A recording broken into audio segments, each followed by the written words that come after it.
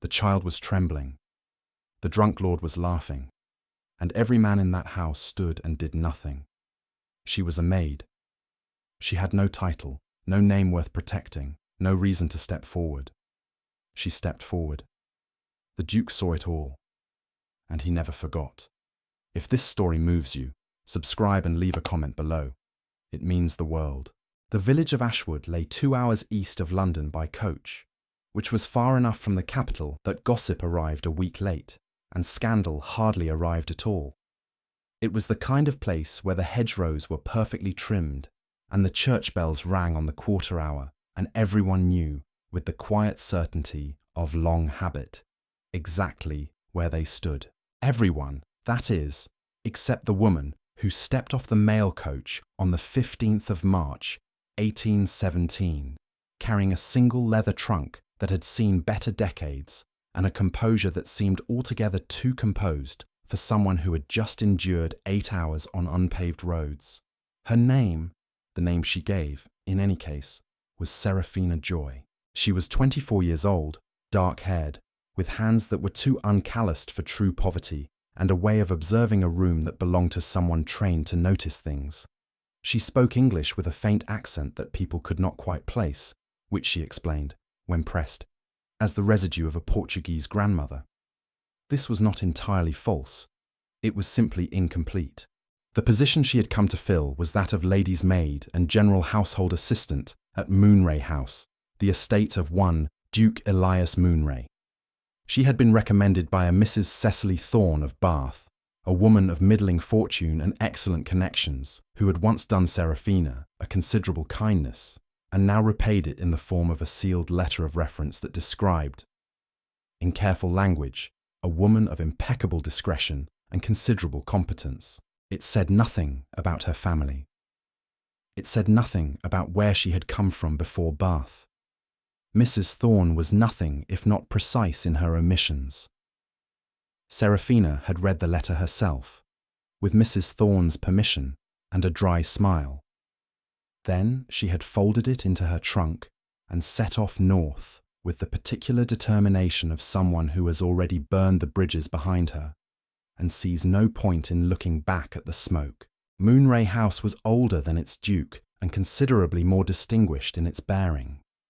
It rose from the Berkshire landscape with the unhurried authority of something that had decided long ago it would outlast everything around it. 3 stories of pale stone, ivy-covered east wings, a formal garden that functioned mainly as a display of what a staff of 8 could accomplish when motivated by professional pride, and in the centre of it all, a front entrance designed to make visitors feel, the moment they arrived, that they had perhaps underestimated the scale of their own insignificance.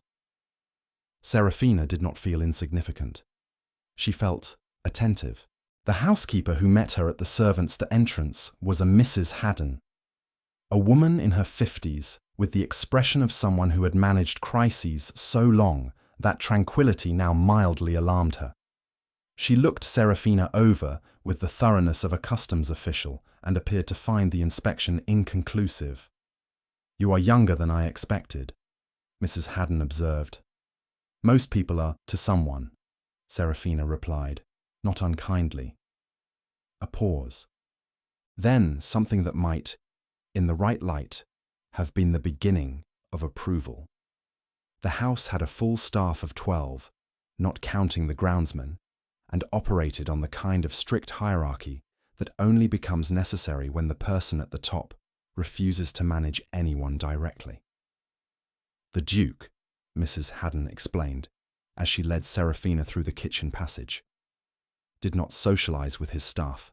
He did not inspect rooms, correct menus, or concern himself with household logistics. He had staff for that. What he did, and the housekeeper's voice shifted here, gaining a note of something between loyalty and pity, was grieve. His wife, the Duchess Arabella, had died 4 years prior, in the summer of 1813, from a fever that had swept through the county and taken 3 other women of the parish with it. She had been 28 years old. Their son, Lord Oliver Moonray, had been 3. He was now 7, and by all accounts as vivid and warm as his father was contained and distant. Seraphina filed this information away carefully. She was good at filing things away. That first evening, she unpacked her trunk by candlelight and sat for a long moment with her hands in her lap, looking at nothing. Through the small servants' window, she could see the formal garden, pale and silver under a half moon, and beyond it, a light burning in one of the upper study windows. The Duke was awake, working, or not sleeping, or both. She thought about the life she had left, the wedding that had been arranged for her in Porto, the man twice her age with estates, and a smile that never reached whatever lived behind his eyes. She thought about the night she had walked out of her family's house with the single trunk, down the hill to the harbour, onto a ship, and into the cold grey English morning. She had been 22. She had spoken to no one from home since. She blew out the candle and went to sleep. Lord Oliver Moonray introduced himself on Seraphina's third morning at the house, appearing around the corner of the east garden wall with the abrupt confidence of someone who had never once been told that surprise was impolite. He was small for 7, with his father's dark hair and a face that seemed constitutionally incapable of withholding whatever it was feeling, which, at this particular moment, was intense curiosity. "Chi, are you the new lady's maid?" he asked, studying her with the seriousness of a magistrate. "I am. Mrs. Haddon says you are from Portugal. My grandmother was." "That is not the same thing." Seraphina looked at him steadily, 7 years old, and already practiced at precision. "No," she agreed. "It is not." Something in her directness seemed to please him enormously. He fell into step beside her, as though the matter had been decided, trailing her along the garden path with a stream of commentary about the hedgehog he had found behind the woodshed, the Latin declensions his tutor was insisting upon, and the general injustice of being made to take a nap when he was manifestly not tired. Seraphina listened. She asked questions at the right moments. She did not talk down to him. By the end of that morning, Lord Oliver had decided she was his particular friend. He did not ask her permission. He simply announced it, with the serene certainty of a child who has not yet learned that most things must be negotiated. She did not correct him. The Duke saw this, though she did not know it. Elias Moonray had a habit, one he had never named and would not have admitted to, of standing at the upper study window in the mornings, coffee cooling in his hand, watching the garden below. He told himself it was because the light was good. He told himself other things too, but the true truth that lived underneath all the reasonable explanations, was that Oliver played in that garden, and Elias did not know how to be near him without the weight of everything he could not give the boy becoming unbearable. He had loved his wife. He had loved her with the kind of thoroughness that leaves nothing in reserve, and when she died, not slowly, not with the dignity of prepared endings, but in 3 terrible days of fever and confusion, she took with her not only herself, but his capacity to be open, to trust that the people he loved would remain. He managed the estate with precision. He sat in Parliament when required. He corresponded, administered, directed. He was by every external measure an excellent duke. He was by every internal measure a man standing on the far side of a wall he had built himself, and was no longer entirely sure he wanted to scale. Oliver did not know about the wall. Oliver simply kept arriving at the base of it, cheerful and persistent, as though the wall were an interesting feature of the landscape rather than a structural defense. And now there was this woman, this quiet, watchful, self-possessed woman, walking through his garden with his son at her side like it was the most natural thing in the world. Elias watched her answer one of Oliver's questions, watched the boy's face light up, watched her turn back to the path with the calm of someone entirely comfortable with themselves. He looked away, set down his coffee. He had correspondence to attend to. The gathering at Moonray House on the 21st of April, 1817, was not, strictly speaking, a dinner party. The Duke had organised what his secretary described in the invitations as a small evening assembly, a gathering of 8 for supper and cards. including 2 members of Parliament, a county magistrate, and their respective wives. The sort of company that required nothing of Elias except that he be present and adequately civil. He could manage adequate civility. He had been managing it for 4 years. Oliver was not meant to attend. Oliver was 7, and his presence at evening assemblies was not, in the formal sense, appropriate. He was meant to have eaten in the nursery at 6 o'clock and been in bed by 8:30. Oliver, however, had strong opinions about what was appropriate and expressed them mainly by being somewhere other than where he was supposed to be. At 9:15, while the gentlemen were still at their port and the ladies had retired to the drawing room, Oliver appeared in the corridor outside the dining room in his nightshirt, following the sound of adult voices with the quiet single-mindedness of a small bloodhound. He found not the dining room but the antechamber, and in the antechamber he found Lord Viscount Hartley, who had excused himself from the port some 20 minutes earlier and had, in the interim, made significant inroads into a decanter of brandy that he had no particular right to be accessing. Lord Hartley was 51 years old. He was a man who, in sobriety, was merely unpleasant. In drink, he became the sort of person who found a child's obvious discomfort entertaining. "Well, well," he said, catching sight of Oliver. "The little Duke. Come to join the men, have you?" Oliver took a step back. He had an instinct for wrong situations. He had not, however, been taught what to do about them. "I was looking for the—" "Come here, boy. Let me have a look at you. You look nothing like your father, your mother, I expect, though perhaps she was rather better company. God knows he's been no fun at all these 4 years." He laughed at this. Oliver did not. The boy had gone quite still in the particular way that children go still when they are frightened and do not want to show it. Hartley took a step toward him, and then a hand came out of nowhere and closed gently, but with absolute firmness around Oliver's shoulder, drawing him back and sideways in a single smooth motion. And Seraphina Joy stepped between the Viscount and the child, with the quiet authority of someone who has already decided how this is going to proceed. She had been collecting a shawl from the upstairs room at the request of one of the lady guests. She had come around the corner and understood the situation in approximately 4 seconds. "Lord Hartley," she said, with perfect composure, "I believe the decanter you have there belongs in the dining room. Shall I return it for you, or would you prefer to do it yourself before the gentlemen come through?" The implied alternative, that the gentleman would come through and find him with it, did not need to be stated. It hung in the air between them, clear and cold. "You are a servant," he said, drawing himself up. "I am, my lord," Seraphina agreed pleasantly, "and it is therefore my privilege to attend to the comfort of everyone in this house, including Lord Oliver, who I believe is needed back in the nursery, if you will excuse us."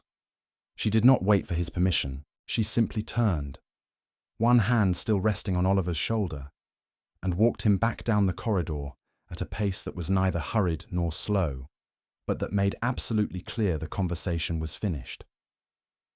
Behind them, Lord Hartley stood with the decanter and the slow dawning awareness that he had been thoroughly outmanoeuvred by a woman who would earn in a year what he spent on a decent horse. He put the decanter down and went back to the port. Elias had been in the corridor. He had come through from the dining room at the wrong moment, or the right one, depending on how one measured these things, and had seen the whole of it from the far end of the passage. He had seen Hartley lean toward his son. He had seen the fear in Oliver's face. He had felt, in the space of a single breath, a rage so clean and absolute that his whole body went still with it. And then, Seraphina had appeared and done, in 10 seconds, what Elias had been too far away and too slow to do himself. He stood in the corridor after they had gone, and looked at the empty antechamber and the look on Hartley's retreating back. He stood there for quite a long time. When he returned to his guests, he was composed. He was always composed. But something had shifted underneath the composure. Something had been disturbed, the way a stone at the bottom of a still pond is disturbed when something passes overhead, the water moving in patterns the surface cannot immediately reveal. Seraphina found the note under her door at 7 in the morning. It was on stationery she recognized as the good kind, thick paper, a wax seal already broken, as though whoever had written it had considered sealing it, and then decided it was too formal for the occasion, or not formal enough. The handwriting was exact and controlled, the letters giving nothing away. Miss Joy, I require a word at your earliest convenience. Please come to the morning room at 9. E.M. No title, only initials. She read it twice, then folded it and went to dress. The morning room at Moonray House was east-facing, and at 9 o'clock in late April it was full of the particular low gold light of a spring that has not yet committed itself to warmth. The Duke was standing at the window when she arrived, not sitting at the desk as she had expected, but standing, with his back to the room, one hand in his coat pocket and the other holding nothing. He turned when she came in. She had seen him at a distance since her arrival, at the edges of corridors, crossing the hall, once through the study door which had been left ajar. She had not been in the same room as him until now. He was 34. She knew this from Mrs. Haddon's detailed management of household records, which had, in passing, established the relevant ages of all senior members of the family. He was tall, with the kind of stillness that either means peace or suppression, and it was clear to Seraphina within the first 10 seconds that it was the latter. There was nothing at rest in that face. There was only the appearance of rest, which was a different thing entirely, and one she recognized. You are not going to be dismissed, he said, by way of greeting. She had not assumed she was, but she understood why he opened with it. Thank you, Your Grace. What you did last night was... He stopped, started again. I wish to express my gratitude, directly. He said it as though the word gratitude was unfamiliar in his mouth, as though it had been a long time since he had needed it. Lord Oliver was not harmed, Seraphina said. He was frightened, but children recover from fright quickly when they are met with steadiness. A pause. Something moved across his face that she could not name. He has been asking for you this morning. I know. I brought him his breakfast. The Duke looked at her. Not the way people look at servants, which is a specific kind of looking past. He looked at her the way someone looks at a problem they cannot immediately classify. Your position here has been as lady's maid, he said. I am considering whether it ought to be expanded, whether you might take a more formal role in Oliver's daily care, alongside his tutor. Seraphina was quiet for a moment. She was calculating, not the offer, which was straightforward, but the proximity it implied, and what proximity would mean for all the things she had not said. That would be my honour, she said finally, and meant it. You managed Hartley very efficiently. He was not complicated to manage. The corner of his mouth moved. It was not quite a smile. It was what a smile looks like when it is out of practice. No, he agreed. I don't suppose he was. She left the morning room at 9:15. She stood in the corridor for exactly 5 seconds and breathed with great deliberateness, because something had happened in that room that she had not prepared for, and she needed to categorize it before it categorized her. She could not, as yet, categorize it. She filed it instead under "Proceed with caution." The weeks that followed were, outwardly, entirely unremarkable. Seraphina assumed formal care of Lord Oliver's afternoons. His lessons wound up at noon with his tutor, a fussy but genuinely learned man named Mr. Pemberton, and from 1 o'clock Seraphina had him for reading, walking, French conversation, and what she called practical inquiry, which Oliver understood to mean that he was allowed to ask her any question at all, and she would either answer it or explain why she would not. He made extensive use of this policy. The Duke continued to be present in the way that a lighthouse is present, essential and illuminating from a distance, but not a place one actually goes. He appeared at dinner 3 times a week, asked Oliver about his lessons with the care of someone reading from a prepared script of fatherly interest, and then retreated back to his study or his correspondence, or whatever it was that occupied the space behind his carefully maintained exterior. Oliver, who was 7 and therefore in possession of no tact whatsoever, told Seraphina one afternoon in May that his father had been sad since Mama died, and that he thought it was maybe because Papa had loved Mama more than he could bear. Seraphina set down the book she was holding. "Who told you that?" she asked. "Nobody. I thought it out myself." He considered this. Is it possible to love someone too much, so that when they go away, it makes you less? She was quiet for a long moment. "Yes," she said. "I think that is possible. Do you think Papa will ever be more again?" She looked at this child, this extraordinary, clear-eyed, unguarded child. And she thought about walls built from grief, about the difference between damage and design, about how sometimes the most defended people are the most in need of someone who will simply refuse to leave them alone. "I think some people need to remember that the world outside the wall is still there," she said carefully. "They cannot be pushed, but sometimes they can be reminded." Oliver thought about this. Then he nodded with great seriousness and returned to his book. He had a talent for accepting difficult truths without requiring them to be simpler than they were. Seraphina wondered where he had learned that. She suspected it was not from his father. In the second week of June, a warm week, with the Berkshire evenings going long and golden, Elias Moonray did a thing he had not done in nearly 4 years.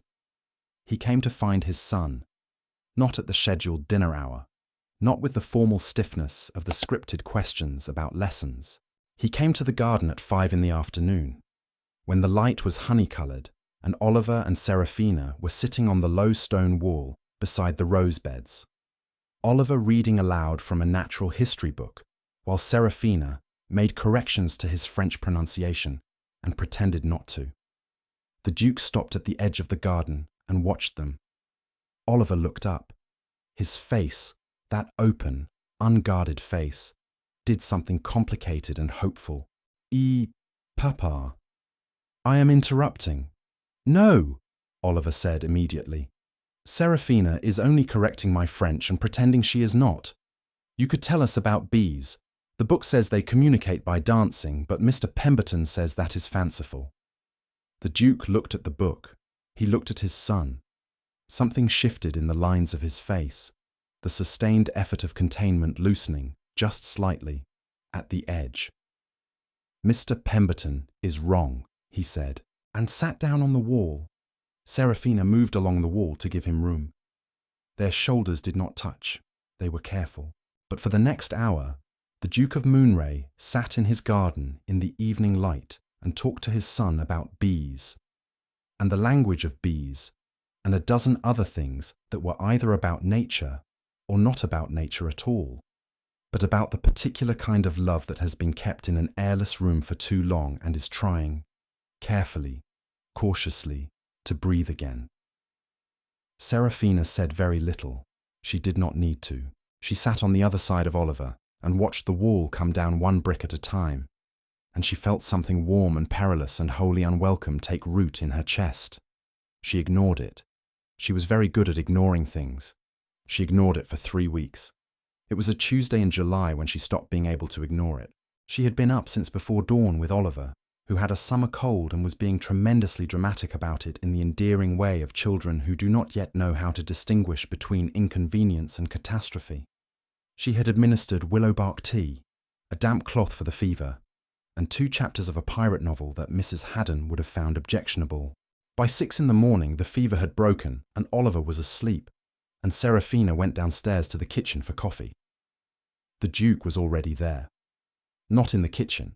Elias Moonray did not come to the kitchen. He was in the small passage adjacent to it, speaking to Mrs. Haddon about something to do with the week's provisions, and he looked up when Seraphina came in, and there was a moment, 3 seconds long, where neither of them said anything. He had been awake too. She could see it in him, the same quality of a long night in his face, the slight loosening of his usual precision that comes from hours without sleep. He was in his shirt sleeves, without his coat.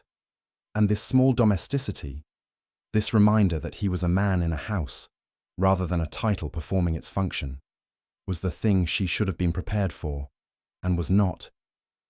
"Oliver," he asked. "Fever broke an hour ago. He is sleeping." He nodded. Something in him eased, visibly, a small release of held breath, a relaxation in the shoulders. This was love, she understood, not the absent, performative love of the dinner table. This was the real kind, the frightened kind, the kind that has learned from grief that the people you love can simply stop being there, and so is never quite free from the fear that they will. "Thank you," he said, simple, direct, for being with him. "It is not a hardship. He is extraordinary company." A pause. Mrs. Haddon had tactfully absented herself. "He told me," the Duke said, "that you taught him that some questions cannot be answered, but all questions are worth asking." "I believe that. It is not a conventional view. No. But conventional views are so often simply someone else's avoidance made respectable." He looked at her.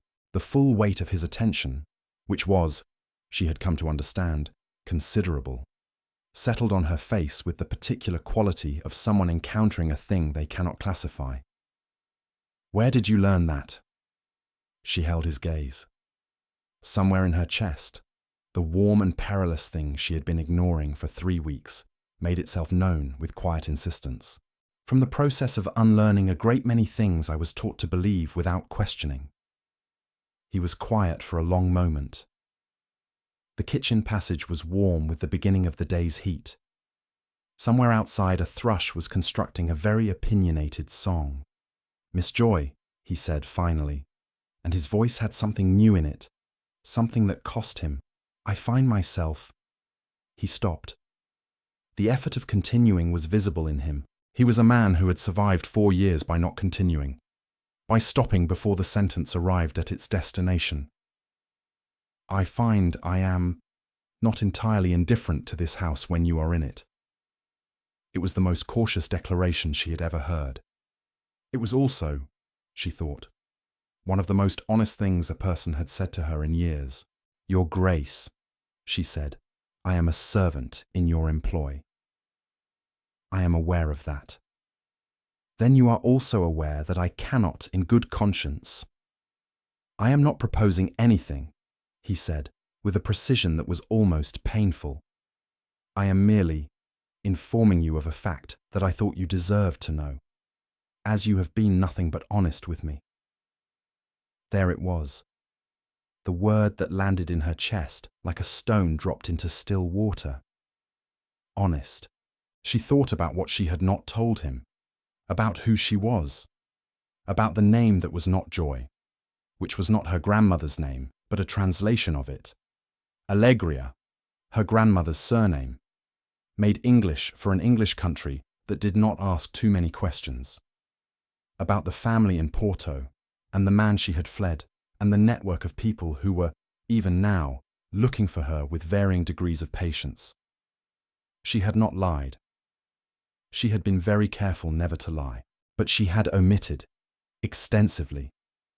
"I should go check on Oliver," she said. He stepped aside. She walked past him and up the stairs and did not look back and thought, "This is going to become complicated," and was entirely right. The letter arrived on the 4th of August, 1817, and was addressed, in a hand she would have known anywhere, to a Miss Seraphina Allegria da Costa, care of a forwarding address in Bath that she had believed to be entirely untraceable. She looked at it for a long time before she opened it. Her brother, not unkind, but obedient to their father in the way that second sons often are, had written to say that the arrangements made for her in 1815 had not been cancelled upon her departure. They had merely been suspended. The gentleman in question, a Señor Afonso Braga, 53 years old now, considerably patient for a man of his temperament, had recently inquired again as to her whereabouts. The family, her brother wrote, was anxious. Her father was not well. Her presence was required. There was no threat in the letter. There did not need to be. The situation was the threat. She sat with it in her lap for an hour. Then she burned it. It was Elias who noticed, in the days that followed, that something had changed. He noticed because he had, against every principle of emotional economy he had maintained since 1813, begun to pay attention to her, not conspicuously, not in any way that would have been remarked upon by the household, but with the private, involuntary attention of someone who has admitted to themselves, at last, that a particular person matters. She was still present, still competent and warm with Oliver, still precise in her manner, still the same woman who had faced down Hartley with a decanter and a raised eyebrow. But there was something behind her composure now, a tension she was working to conceal, and concealing well, except to someone who had spent considerable time studying the exact texture of her composure. He did not ask. He was not a man who asked easily, and she had made clear enough, in the kitchen passage, where the proper limits lay. But he watched, and he waited. He did not have to wait very long. It was Oliver who broke it open, because Oliver was 7 and had no patience for tension that did not need to exist. He came to Seraphina one morning in the second week of August with a piece of paper in his hand and an expression of severe concern. "This was under your door and it blew into the corridor," he said. "I was not reading it, but I did read it a little. Are you going away?" It was not the letter from her brother. That was Ash. This was a second letter, arrived 2 days before, which she had not destroyed quickly enough. It was from Mrs. Thorne in Bath, warning her that a man matching the description of an agent known to work for her family had been making inquiries about a young Portuguese woman. She had run out of time. She took the letter from Oliver gently. She sat down on the corridor floor, entirely without dignity, entirely without planning. And Oliver sat down beside her, because that is what Oliver did. "You can tell me," he said. "I am very good at keeping secrets. I have kept the secret of the hedgehog for 3 months." She looked at this boy she had, without intending to, come to love with a fierceness that surprised her still. "I am not who I said I was." She told him not all of it, but enough. "My name is not Joy, it is Da Costa. I am Portuguese, not merely granddaughter of Portuguese. I came here to escape something my family wanted for me that I did not want, and now they may have found where I am." Oliver was quiet for a moment. He was, she had learned, a child who thought before he spoke. "Will you have to go back?" "I will not go back," she said, "but they might make you. Only if they find me here, and only if no one can prevent it." Oliver considered this with the gravity of a small statesman. Then he stood up, brushed off his knees, and said, with absolute certainty, "Then we should tell Papa." The conversation with the Duke happened that evening. Oliver had a talent for creating facts before they could be argued with, and by 7 o'clock, Seraphina was standing in the study door, and Elias Moonray was looking at her with the alert stillness of someone who already suspects the conversation is not going to be comfortable. She told him everything. Not in the calculated, selective way she had been managing information since she arrived. Everything. The family in Porto, the name, the flight in 1815, the man her father had promised her to, the 2 years building a new life from nothing in Bath, Mrs. Thorne's kindness, the forwarding address, the letters, the agent making inquiries. She stood and told him all of it with her hands still and her voice level and her eyes not looking away, because she had decided, sometime in the corridor with Oliver, that whatever happened, she would not manage this conversation. She would simply be honest and accept the result. When she finished, there was a silence. He was sitting at his desk. He had not moved since the second minute of her account. His face was entirely unreadable. "You omitted your name." "Yes." "You omitted your country." "Yes." "What else did you omit?" She looked at him. "Nothing that mattered to the work, nothing that affected Oliver, nothing that—" She stopped, started again. "Nothing that I would not have told you when there was a reason to tell it." And what constituted sufficient reason? The word insufficient. The whole long sentence of his closed face was the word insufficient. She understood. She understood completely. She had known a man who had been betrayed by someone he loved, who had rebuilt himself around the principle of not being deceived again, and she had stood in his house and concealed her identity for 5 months. The fact that she had not lied, only omitted, was a distinction that she recognized was, in this particular moment, wholly academic. "I am sorry," she said, simply, without qualification. He did not say anything. She turned to leave. She had reached the door when he spoke. Stay. Not a request, not entirely a command.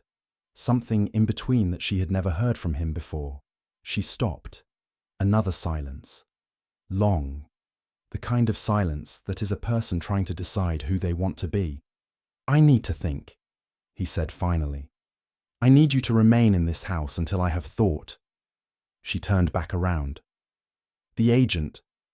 Leave the agent to me." 3 words, delivered with the flat certainty of someone who does not frequently make promises, but, having made one, does not break it. She returned to her room. She did not sleep. But for the first time since the letter from her brother had arrived, she was not afraid. Elias Moonray did not sleep either. He sat in his study until 2 in the morning. And then he walked through the house in the dark, not pacing, exactly, but moving through rooms, the way he had not moved through rooms since Arabella died, and every corner of the house had been full of her, and the absence of her simultaneously. He thought about what Seraphina had done. He thought about it from every angle, the concealment, the letters, the name, the 5 months of selective disclosure. He thought about the way she had told him. When she told him, standing in the door of his study without flinching. He thought about the woman who had stepped in front of his son in that corridor in April without calculating the cost, who had sat on a garden wall teaching Oliver French and discussing bees, and letting him be a father in the gentle, quiet, undemanding way that had been the first thing in 4 years to make him feel like perhaps he still could be. He thought about Arabella. He thought about the betrayal he had carried since before his wife died. Not her betrayal, never hers, but someone else's. A man named Reginald Forsyth, who had been his closest friend from their years at Cambridge, who had been trusted with a matter of considerable financial and personal weight, and who had, in the winter of 1812, used that trust for his own advancement. The money had been reconstructed. The friendship had not. What had not been reconstructed, what Elias had never quite admitted was also lost, was his willingness to believe that the people he let in would stay who they had claimed to be. He thought about the difference between Forsyth and Seraphina. He thought about it with the precision he applied to everything, refusing the easy comfort of a conclusion already formed. Forsyth had concealed in order to take. He had worn friendship as a mechanism for extraction. Every warmth had been instrumental. Every confidence a door held open for later use. Seraphina had concealed in order to survive. She had arrived in England with nothing but courage and necessity, built a life from the ground up, and had given, to Oliver, to this household, to Elias himself, in ways he was only now naming, without once taking anything that had not been freely offered. The difference, he understood at 3 in the morning, was not technicality. It was everything. He thought about the difference between deception and concealment, between intent to harm and the desperate pragmatism of a woman who had been running from something real and had arrived in England with nothing but intelligence and will and the necessity of starting again. By 4, he had drafted 2 letters. The first was to his solicitor in London, instructing him to begin the process of applying to the Home Office for documentation that would establish Seraphina da Costa, under whatever form of her name she chose to use in England, as a legal resident under the protection of the Duchy of Moonray. It was not a simple thing. It would take time and would require Elias to call in 2 favours he had been saving for significant necessity. He decided this qualified. The second letter was to a man he knew in the consular service. A man who, for the cost of dinner and a conversation, could make inquiries to the effect that a certain agent of a certain Portuguese family would find his welcome in England considerably complicated if he continued his current activities. He sent both letters by express courier before breakfast. Then he went to find Seraphina. She was in the garden with Oliver, who was conducting a meticulous study of the ants beneath the rose bed in a manner that suggested it was either scientific inquiry or an extended exercise in avoidance. Elias suspected both. He came to the edge of the garden. Oliver looked up. "Papa, did you talk to Seraphina?" "I am about to." "Good." Oliver returned to the ants with the satisfied air of someone whose work is done. Seraphina stood slowly. She was watching him with the careful attention she brought to everything. But underneath the attention there was something new, something waiting, not for what he would give her, but for what he would be. "I have written to my solicitor," Elias said, "and to a contact at the consulate. The agent, if he is here, will be redirected. The documentation, your residency, will take some weeks, but it will be done." She was very still. "Why?" He looked at her, really looked at her, the way he had been trying not to for 4 months. "Because you are not going to be made to go back to a life you chose to leave, and because—" He stopped, the way he always stopped, and then, with the deliberate courage of a man doing something that terrifies him, "Because I would like very much for you to remain, not as a servant, as— I am not certain of the exact formulation. I have not done this in a long time, and I was not certain I would do it again." The garden was very quiet. The morning light was the kind that makes everything look briefly perfect. Oliver had stopped pretending to study the ants. "You are certain?" she asked, not doubting him, making room for him to be certain, out loud. "I am not," he said honestly. "Certainty is not something I have as a resource. What I have is this. I have spent 4 years making myself unavailable to everything good that tried to get in. And I have watched you, for 5 months, walk through this house as though it were entirely natural to be fully present in a life. And I find that I want that. Whatever that is, I want to begin." She looked at him for a long, clear moment. The warm and perilous thing in her chest, which she had been ignoring since June, unpacked itself entirely and settled. "And then let us begin," she said. From the rosebed, Oliver made a sound that was either victory or satisfaction, and probably both. What followed was not simple. Things of worth rarely are. The documentation moved through official channels with the ponderous deliberateness that distinguishes the machinery of government from everything else. And while it moved, Elias and Seraphina existed in the careful, exquisite tension of 2 people who have declared themselves and are now discovering what that means in daily practice. It meant walks in the morning, the 3 of them, along the river path, Oliver between them, and then, gradually, running ahead. It meant evenings in the library. He reading, she reading, the fire between them, and no particular need for conversation except when conversation arose naturally. It meant the slow education of 2 people learning each other, not in the compressed urgency of courtship, but in the ordinary accumulation of days. Oliver observed all of this with the benign satisfaction of a small person who had engineered exactly the situation he wanted, and was too tactful to mention it. The agent was redirected. The consular contact had been efficient. Within a fortnight, inquiries in Bath ceased. A letter came from Mrs. Thorne saying that the matter appeared to have resolved itself with the kind of dispatch that usually indicated someone influential had involved themselves, and she hoped Seraphina was well and had perhaps found a reason to remain. Seraphina wrote back that she had. The rupture, when it came, arrived from an unexpected direction. Lady Thornwick, wife of the county's most prominent magistrate, treasurer of the Ashwood Ladies, Society, and person of robust opinions, arrived at Moonray House on the 9th of September, 1817, unannounced, with a companion and the specific energy of someone who has heard something and has come to address it.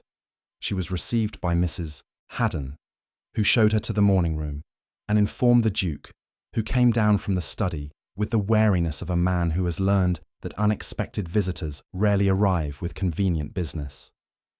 Lady Thornwick was direct. She had heard, and she would not say from whom, that the Duke had a woman in his house whose origins were irregular, whose name was not what it had been represented as, and whose presence in the county was a matter that decent society might find concerning.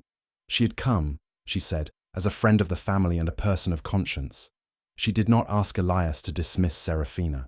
She merely described, at length, the damage that association with a person of uncertain background might do to the Duke's reputation, and to Oliver's prospects, and to the general perception of the Moonray name. Elias listened to all of this with complete patience. Lady Thornwick was not unintelligent, and she was not malicious.